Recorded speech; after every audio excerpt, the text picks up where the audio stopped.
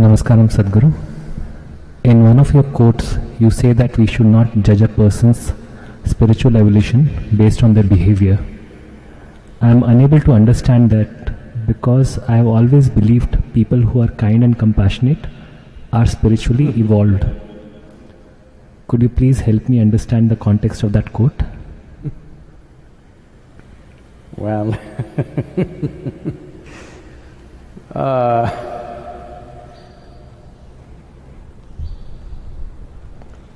see, at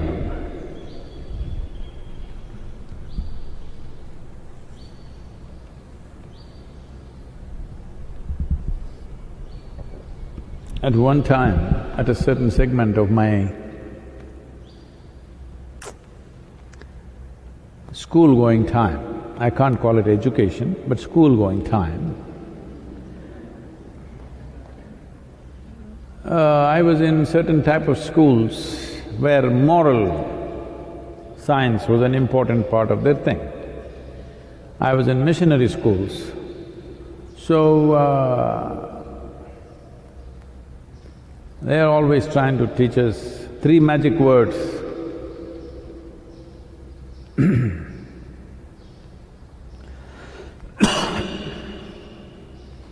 No. You have to wait for me for the second cough within the 30 seconds. That's not coming.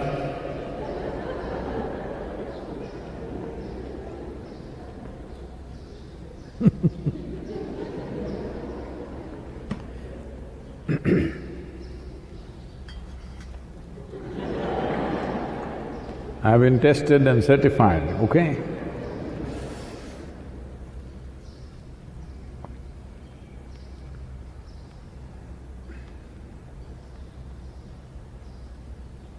Magic words. I'm sure all of you have gone through those magic words.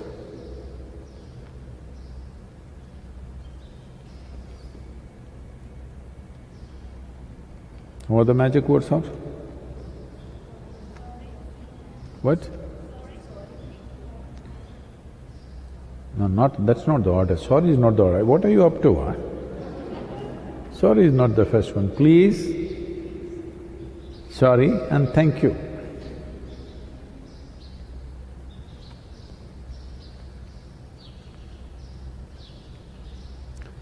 Well, you can learn such tricks. I'm not saying you should not say this.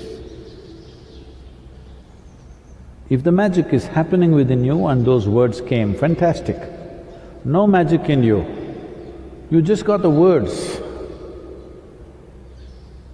You have a sense of entitlement, but you say please doesn't mean anything. It's better at least you show who you are. Oh, please gonna have it and anyway you grab it. I see this all the time. And you then kick somebody in their backside and then say sorry, doesn't mean anything. You take what you want from everybody and then say thank you as if they gave it to you. No. These things are supposed to represent that you have no sense of entitlement. You understand that nothing really belongs to you here. So even if you want a glass of water, you say, please. If you really see it that way, even a glass of water or a morsel of food doesn't belong to you. Fortunately, it's available to you. So you say, please. Wonderful. Anything that you do, you may be hurting somebody, you may be stepping on something, knowingly, unknowingly. So if somebody even looks at you and says, sorry, what? If you're feeling that way, and thank you because you have a sense of gratitude, that's everything that's come your way, genuinely. So the word may come or it may find some other expression. What should be a magic within you happens only in your behavior, that is the tragedy of moralistic societies, that they do all the right things, but nothing right happens within them. So behavior does not determine one's consciousness or one's evolution or one's transformation. Well, if you have a certain… what spiritual evolution means is, from being a hardcore concretized individual, you become little more porous and becoming more inclusive. Out of your inclusiveness, you may do many things. If things are happening out of your inclusiveness, your gentleness, your loving nature is coming out of your inclusiveness, fantastic. But if it's a formula that you have learnt, that you know by doing these things you will get what you want. Actually, that's how it was taught to us in the school. You do this, use these three magic words, things will happen for you. So go and say please, as soon as you get something, turn around and say something else. This was happening around me. So, your behavior does not determine who you are. People can cultivate behavior, but who they are needs transformation. Transformation essentially means that the sense of boundary that you had about yourself, this is me, this has enlarged. That's all the transformation is. Transformation is not of social behavior. Transformation is, if you sit here, what was me was just this. Now what is me is much larger than this, that's all. Out of that, whichever way you behave, it's okay with me. But there must be inclusiveness, because inclusiveness is better than insurance. Once you see something as a part of yourself, then what is there about thank you and please and sorry and things like that? It doesn't matter, because when you see the other as yourself, I treat everybody as I treat myself, hard. If I was treating myself nicely like this, I would have treated you also like that. Because I treat myself rough, I'm treating you also rough, okay? Or you want me to be nice? Please, I say this in the beginners' programs, I always say, please close your eyes. Hello, I do. Because I know you have difficulty closing your eyes, I say, please close your eyes. You come to Samyama, and there also you want me to say please, I say, just shut up and sit.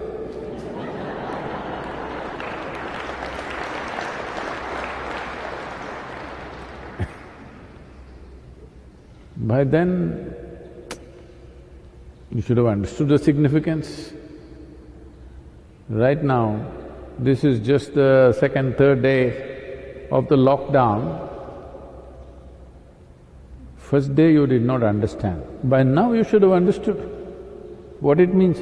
Now we cannot say, please keep 6 feet distance.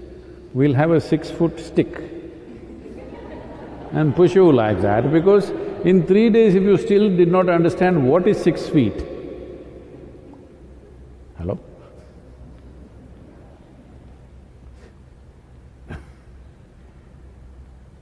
It doesn't take 3 days to grasp what is 6 feet. Even if you're illiterate, you can get it. You don't need any mathematical qualifications. So now government is having army standing by, just in case you still don't understand what is 6 feet. Yes this happened. What happened?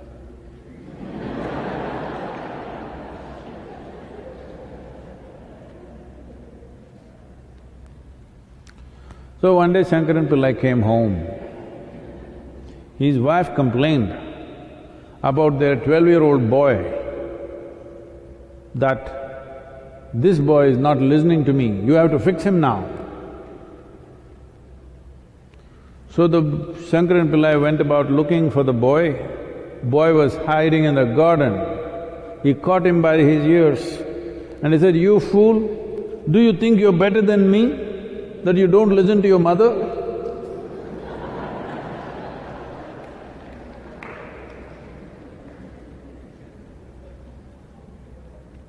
So, your behavior,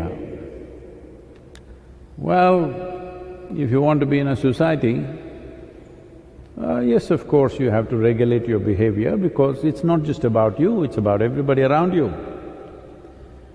But what we are looking for as good behavior is not necessarily saying specific words, doing certain things and not doing certain things, no. What we are looking for is that you walk into this hall, there are 50 people sitting here, your concern in every step and every breath that you take, your concern is for these 50 people or just you, that's all that matters. If your concern is for all the 50 people who are sitting here, then you behave one way. If your concern is just about yourself, then you behave another way. This is all you need to fix. Spiritual process is not a social thing, it's something that you do within yourself. Because something within you changed, you may also address the world in a certain way. A whole lot of spiritual people, immensely evolved human beings, they did not have social skills. That's why they kept away from the society. You heard of Sadhguru Sri Brahma? He had no social skills, lot of trouble. This time around, we come with little social skills. Yeah, I'm doing well. Still little friction with some people, but they're always there. That is an indication that we are on the right path, that we are doing the right things in the world. Because if those people praise you, then you must be doing something really wrong. So, one's spiritual evolution need not be judged by their behavior. Now, don't take this as a license to behave irresponsibly, saying, "I'm spiritual." There is that tribe also exists in the world. Because they are spiritual, they think everybody is supposed to understand them. They will do weird things, everybody is supposed to understand. No, no, that is not the thing, because spiritual process means you're not identified with your physical nature, your identity has moved to a dimension which is not physical. Once your identity is not physical, then you have no specific way of doing anything. You will do it whichever way it's needed. Soft, soft, hard, hard, wonderful, wonderful, nasty, nasty, whichever way. Whichever way the situation demands, you will respond in that sense, because your identity is not with your physiological and psychological process. Your identity has moved beyond physical dimensions of who you are.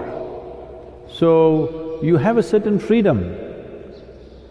A cultured behavior means you're fixed to be in a certain way. That means you lost your freedom. Out of your freedom, when it's required to be nice, you're wonderful. When you're required to be nasty, you're nasty. Whatever is needed, accordingly you do. You are driving now because not many vehicles out there, so cows, buffaloes, all kinds of things are on the road. A group of buffaloes are going there. You go and say, "Please, please." They just go like that. "Please." No response. "Hey!" The little, pick up a stick and say, "Ha ha!" Then they'll go. Because they don't understand what is this please you're talking. Now you're not trying to treat the buffalo badly. If buffalo understood what sweet words are, you would say, sweet nothings to the buffalo. But he doesn't get it.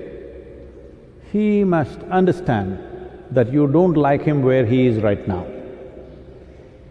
You must make him understand he shouldn't be on the road, you need to use it. Somehow you make him understand. You don't have to go and beat him, at least some noise you have to make. Otherwise, he will not move because he doesn't understand. So if you're dealing with a child, you do one way, if you're dealing with an adult, you lead another way, somebody that you know one way, somebody who is new to you another way. Our behavior is as the situation demands. Now you fixed yourself, this is the way I behave. Even if the situation is not, conducive for that, you do the same things, what is the point of that? Any action which is not relevant to the situation which you exist is irrelevant action. So fixed activity always becomes irrelevant in various situations. It is very important that we don't fix our action, we just fix who we are. This is what…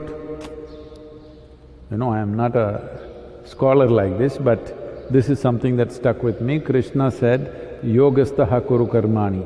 First establish yourself in yoga. That means establish yourself not in your individuality, but in your union with existence, and then perform action. That means you're absolutely inclusive, then do whatever is needed, it's fine with me.